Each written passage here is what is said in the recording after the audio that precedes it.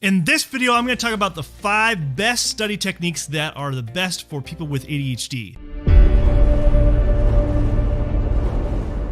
Hi, I'm Dr. Legrand, and I have ADHD and dyslexia. And you might be wondering, what? You're a doctor and you have ADHD? How is that even possible? Well, I'm going to tell you that the 5 best ways that I used in college and medical school as far as study tactics that help with my ADHD brain. Because let's be honest, there's lots of different study methods and tactics that are out there that are great, but I wouldn't say they're always very catered to the ADHD brain, the ADHD mind. So let's break this down into 5 ones that I found that were really beneficial to me. The very first method that I found that was really critical for my ADHD brain is learning how to speed read, but not to learn how just to speed read, but to also search and find and having questions. So you probably know when you have to read a big fat textbook like this, it can be our ADHD brain will just wander off. Because we'll start reading something like this. Hydroxyl radical produced locally in the Fenton reaction begins the chain reaction chain. Then our brain kind of goes wander. Chain. Oh, I remember when I would swing on a chain. And also remember that one time that we were having so much fun and we would chain each other up. Our brain just starts wandering because we catch a word. And then our ADHD brain is all like, oh, this is slow and boring. Well, that is the wrong way to do it. So typically how to speed read. And if you need to look at other books, that's what I would do is I go to the library to how to speed read. Is you're using your hand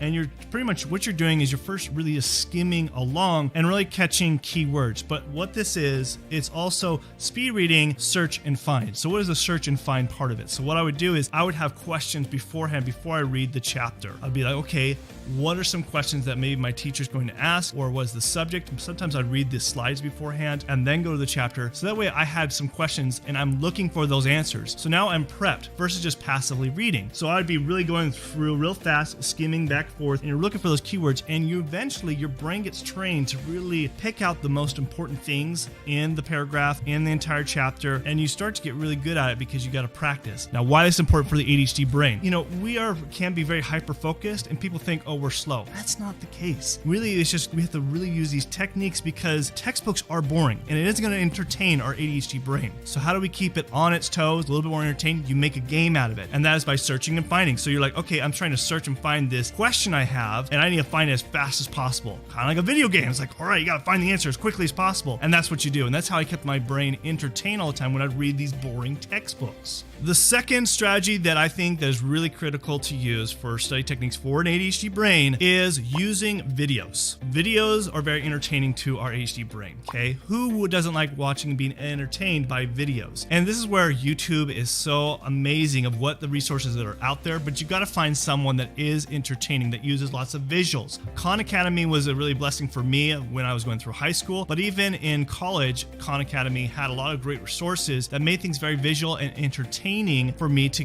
grasp the concepts. Because let's be honest, most of our professors, most of our teachers tend to be pretty boring. Now, every once in a while, you might be lucky and have an actual entertaining teacher that can keep you engaged the entire time. But a video, usually a video production that's done, they will cut out all the fluff and get right to the nitty-gritty of what needs to be taught, but also teach it to you in a very educated way, in a very fun way to keep that ADHD brain, entertained and ready to go. Now, the third thing, and I've talked about this before, but it is so important. When you are actually reading your textbook, you're reviewing, you're going through, you need to be creating notes. Now, when I was in class, I would create these different mind maps. I would do a lot of coloring because I was pretty bored. But when I would start bringing coloring, so look at this. These are different color things that I would paint or draw out to keep me more engaged. People might think it's doodling, but really it's entertaining the right brain, so the left brain can be more engaged in the logical side of things, but I would still draw important diagrams and color things, but also even things like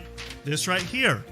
It's called a mind map. So usually it's the central idea and you're branching out. This is on medications and different interactions and mechanism of actions, but who cares about that? The idea is to have that central idea and then you're branching out and you're creating, you're drawing, you're putting the key elements in there, the key points. But on top of that, you're also drawing pictures. and this entertains the ADHD brain more. You get this, you get the gist of what's going on here. It's trying to entertain our ADHD brain, whereas the other side of our brain, the left brain, can bring things together, and therefore it's going to help you be able to retain the information, but keep you engaged the entire time and keep your ADHD brain entertained. The fourth way is using mnemonics or visual cues when you're trying to memorize big, huge lists. So what I mean by talking about mnemonics, well, these have to be basically when you're trying to use something to memorize a big, long list, and this keeps it easier to memorize things, but make it funny and crazy. And the ADHD brain can be really good at this. We can be very creative and think of even things that are a little too sexual or things that are a little bit too weird, but it helps us really remember it. And using mnemonics was a big thing. Another thing is using visuals. So when I was back in college, when I had to memorize a list, I would think, okay, this, especially if it was like a list in order, maybe it was a bunch of dates I had to memorize